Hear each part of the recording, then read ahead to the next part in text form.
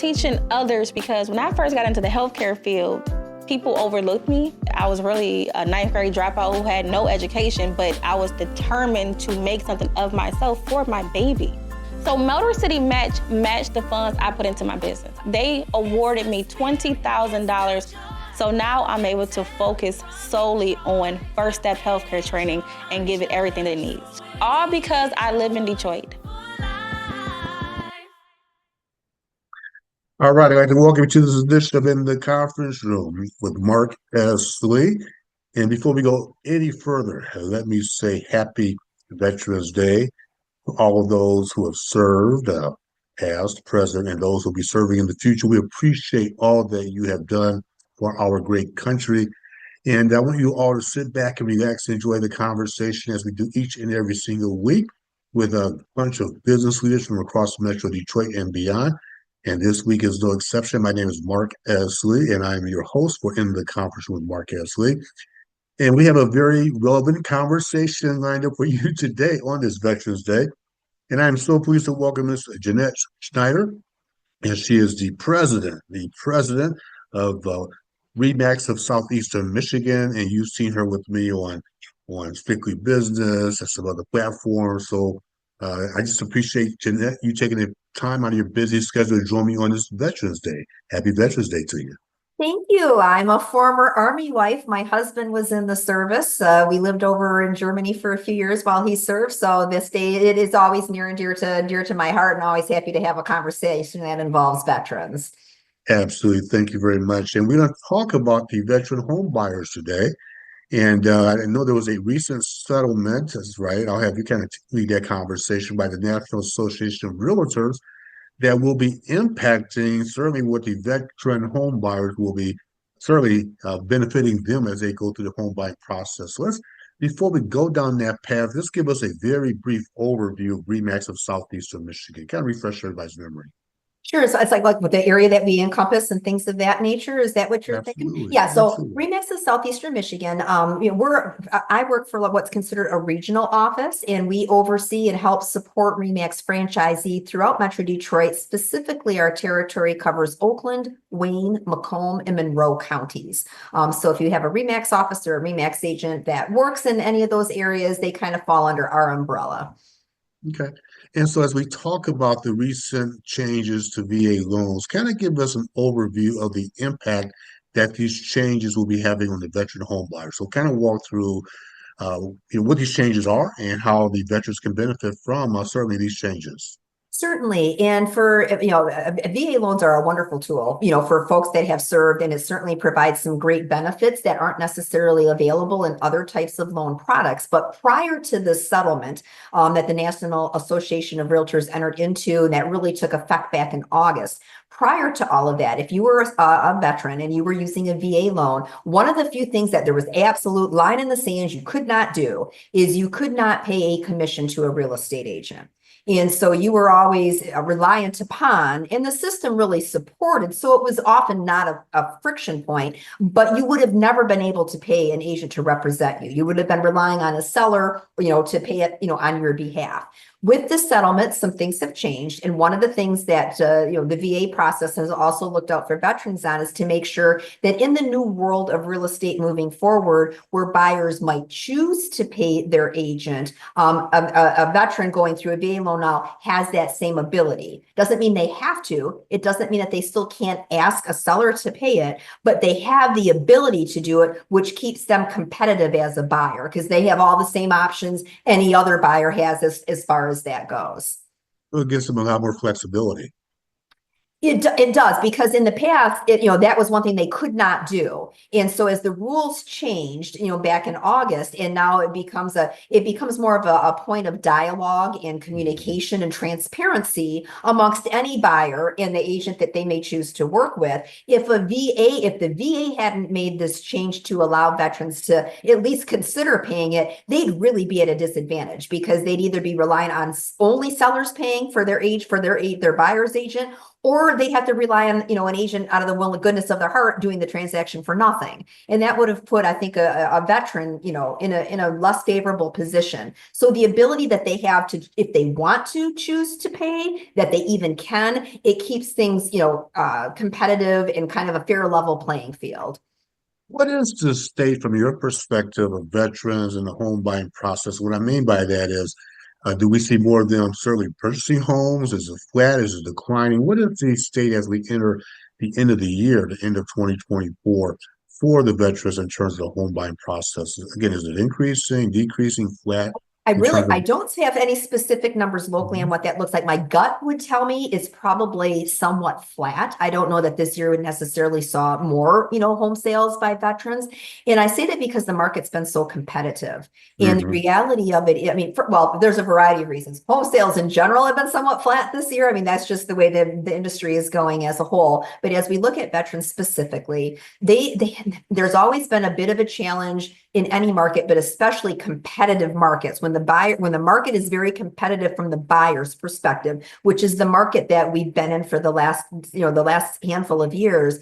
And you've got people out there throwing cash at deals, conventional loans at deals, and then here comes a VA loan. Even though from the veteran's perspective, it's a great tool. There are people, some sellers that might see it as this is going to be one of these loans that comes with strings attached. I'm going to have a particular inspection done to prove that this property meets minimum standards so that it's eligible for a veteran to buy. And some people may say, that's not the loan I want to deal with. I'll take this conventional, or I'll take the cash deal. And so it's always been a little bit more of a challenge, in some cases more than others. For if my loan as a veteran is a VA loan and I'm in competition with something else, I'm going to need a really great agent to sing my praises and get somebody to take me seriously. There's always been probably a little bit more work involved to get a VA loan to rise to the top of a competitive pile of offers. So for those who are not necessarily aware of a VA loan, we've heard of conventional loans and the adjustable loans. Talk about some of the types of products out there for the veterans in its current state. Well, see, if you're looking, I mean, veterans, like any other consumer, have choices, right? And they can choose to use the VA loan, which comes with certain benefits that you're not going to get with other loans. That's a better way of saying what are some of the benefits that they Yeah, some of get the as a result benefits. of that. And one of Yes. those is going to be, and you may hear some of this, is first of all, it's a no down. So you don't need money down to get a loan on a property for using a VA loan. That's very different than pretty much any other loan product out there. Because whether you're talking conventional, even if it's 3% down or something that there's usually some money required up front. A VA loan, you do not need to do that. That's a huge competitive advantage, because one of the things that we find, especially from first-time buyers, whether you're a veteran first-time buyer or just Johnny on the street first-time buyer, is that saving the money for the down payment is one of the bigger challenges folks has. So if you don't have to worry about that, that's a benefit of doing a VA loan. Another is in many cases, this is true for first-time buyers, is you heard about PMI, that private mortgage insurance. It's kind of an extra fee that you're saddled with that gets rolled into your monthly mortgage payment until you have a certain percentage of equity in the home. With a VA loan, you don't have to worry about that. You're not putting any money down, and now you're not going to have to pay this private insurance fee, if you will, until you reach a certain percentage of equity. You don't have to worry about that. The other thing is typically there's not as stringent of requirements around credit scores. Typically they're going to look at something around a FICO 620. But again, talk to a lender. I mean, I would say always talk to a lender. And the thing that can be misconstruing, I guess one of the things to kind of bust a myth, is the VA doesn't set the rate that you're going to pay to get a VA loan. That is still dictated by market conditions as a whole. And so you want to make sure, and I cannot stress this enough, you want to interview at least a few different lenders to ask them about what they have for VA loans, because rates can vary from lender to lender. The fees could vary from lender to lender. Even though you're getting a VA loan potentially at either one, there can be some variances in what you pay. So make sure you're finding, do some comparison shopping. Don't just necessarily take the first deal you're presented with. And the other thing is, just because the lender says they do VA loans doesn't necessarily mean it's a niche that they're super comfortable with or something that they're an expert at. They can check a box that they do it, but it doesn't mean that they really know the product. It's another reason to kind of do some comparison shopping, really find out who knows these loans. Your lender that knows a VA loan backwards and forward and does this a lot will be able to educate you tremendously on this. You know, and I guess my next question, you kind of touched on it. So do traditional lenders slash banks offer VA loans, or do you have to go to a specialized lender in this space?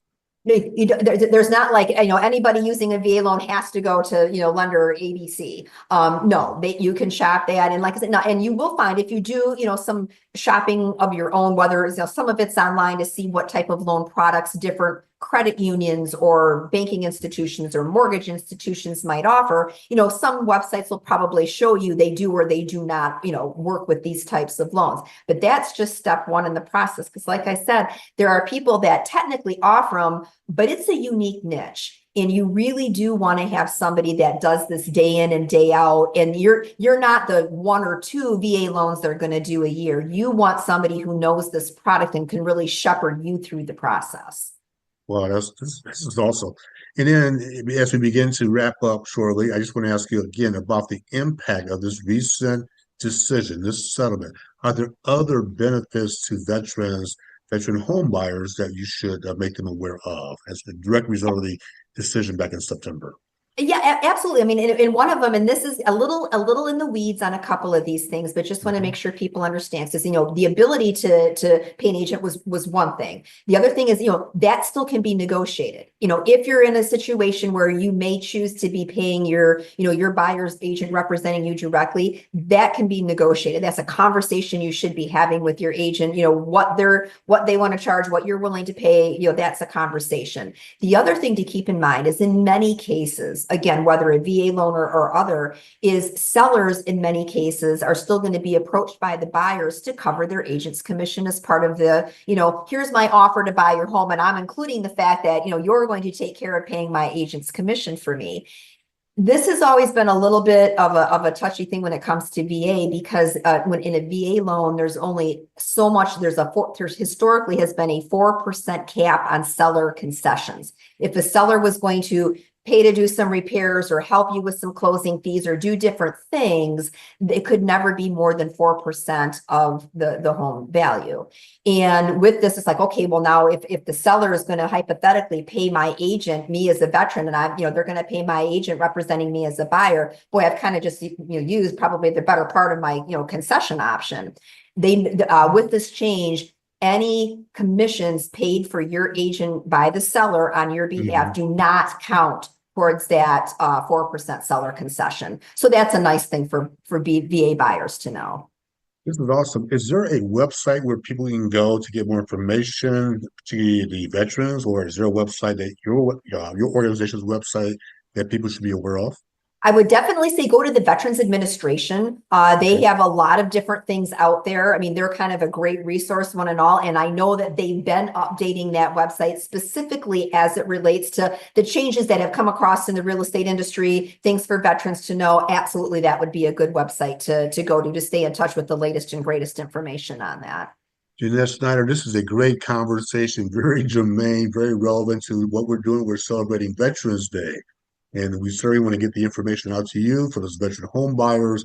And certainly we've been talking about the impact of the recent decision, the recent settlement by the National Association of Realtors, and how it's going to impact the veteran home buyer. What a great conversation. I appreciate your time and giving us the information that we all need to have. Oh, well, thank you so much for the opportunity. Like I said, this is near and dear to my heart. We'd love to see every veteran, when the time is right for them, get their own home. It's a great path to build wealth, and we certainly want to help in that process.